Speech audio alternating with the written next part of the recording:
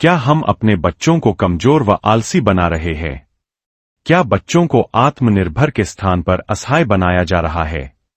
हमारे बच्चे मजबूत होंगे तो समाज और देश मजबूत होगा।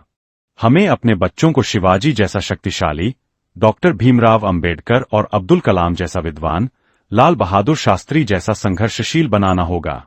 किसी भी देश का भविष्य उसके बच्चे निर्धारित करते हैं। किसी देश के बच्चे आने वाले समय में उस देश की बागडोर संभालते हैं।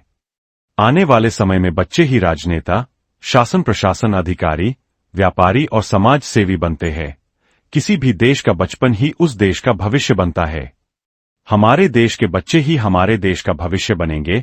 हमारे बच्चे जितने प्रतिभाशाली, शक्तिशाली, देशभक्त और देश के प्रति समर्पित होंगे, हमारा देश उतना ही आगे बढ़ता जाएगा।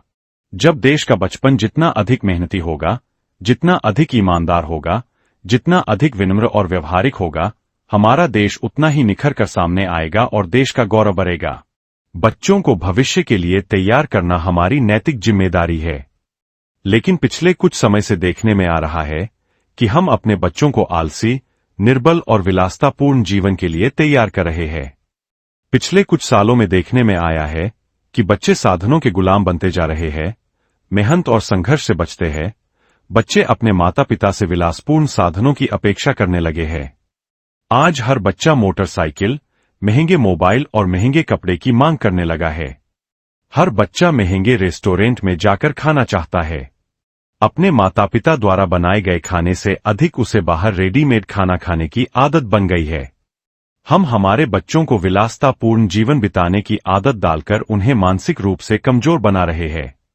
हम अपने बच्चों को बचपन से ही उनके निजी काम करके अन्य लोगों पर निर्भर होने का आदी बना रहे हैं। बचपन में ही अधिकतर अभिभावक बच्चों को स्कूल ले जाते हैं तो स्कूल का बस्ता अपने कंधे पर ले जाते हैं।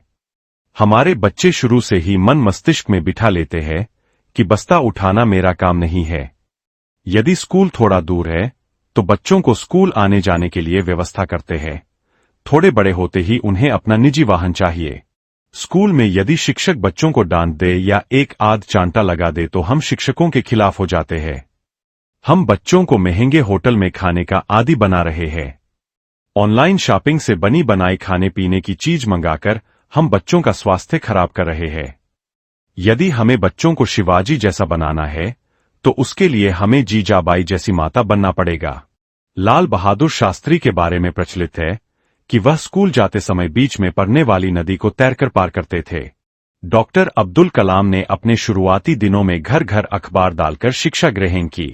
भीमराव अंबेडकर ने शिक्षा ग्रहण करने के लिए कितना संघर्ष किया।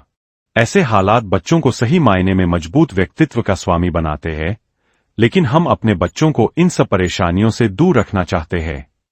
यही आदत हमारे बच्चों को कमजोर, आलसी व विलासितापूर्ण जीवन बिताने के लिए तैयार कर रही है।